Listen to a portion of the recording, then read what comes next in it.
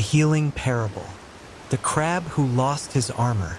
In the deepest lagoon of the great ocean lived a young crab named Corellius. His shell gleamed like mother of pearl and was harder than coral. He took pride in it the way a warrior treasures his armor, for the shell was everything to him. Protection, home, dignity. Every morning, Corellius would polish his claws, sharpen the spikes, and admire his reflection in the mirror of the water. Other crabs praised him. "What a strong shell! You really take care of it." He felt invincible. But one day everything changed. It was during the season of undersea storms. Corellius was exploring the reef when he heard a cry, faint and frightened. A tiny seahorse was tangled in a fisherman's net. Corellius knew it was dangerous. Nets often get pulled by the current. One wrong move and you're trapped. But something in his heart pushed him forward. He rushed to help. Just as he cut the final knot and freed the seahorse, the current yanked the net. In a flash, it slammed Corellius into the rocks. His shell cracked. There had never been a silence more terrifying than in that moment. He felt no pain, only dread. His armor, his pride, his identity, his shelter was broken. And with it, he felt broken too. He hid in a crevice between stones and didn't come out for a long time. He stopped eating. He ignored his friends' calls. "A broken crab is no crab at all," he whispered to himself. When the ache had dulled a little, and the shell no longer throbbed, an unexpected visitor appeared. "Who are you?" Corellius whispered. "I'm a hermit mollusk," the stranger said. "I live without my own shell. I borrow others. Sometimes I lose them. Sometimes I find better ones. Aren't you afraid to be exposed, unprotected?" "I am," said the mollusk, "but I also love the freedom. When you lose your old form, you finally discover who you are without it." Then the mollusk vanished, and Corellius began to wonder, what if I'm not my shell? What if I'm something more? Days passed.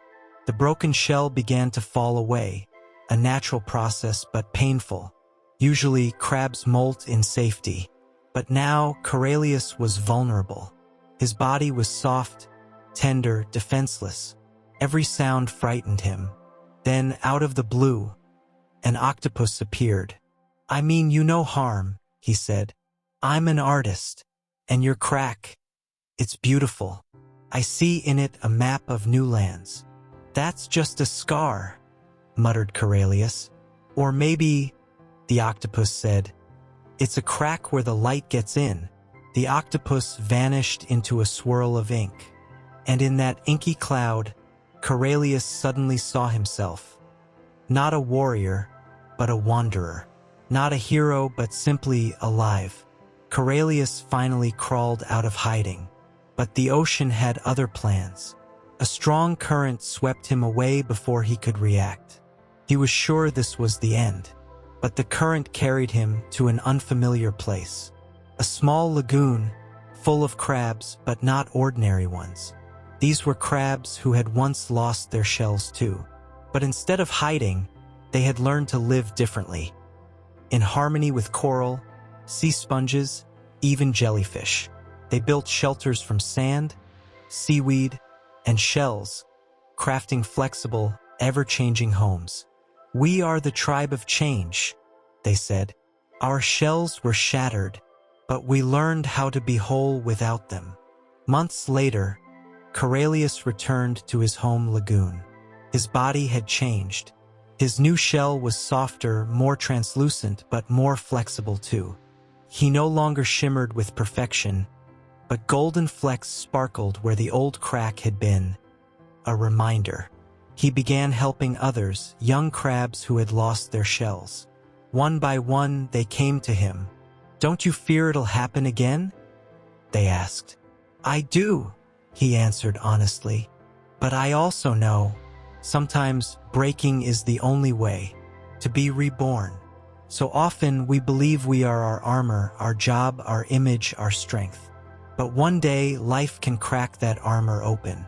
And then we have a choice: to hide and let fear harden into habit, or to walk through pain and find out who we are beneath the mask.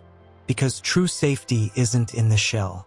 It's in the courage to be vulnerable, in the grace to begin again, and in life's quiet gift, the power to turn a fall into a new beginning. The end.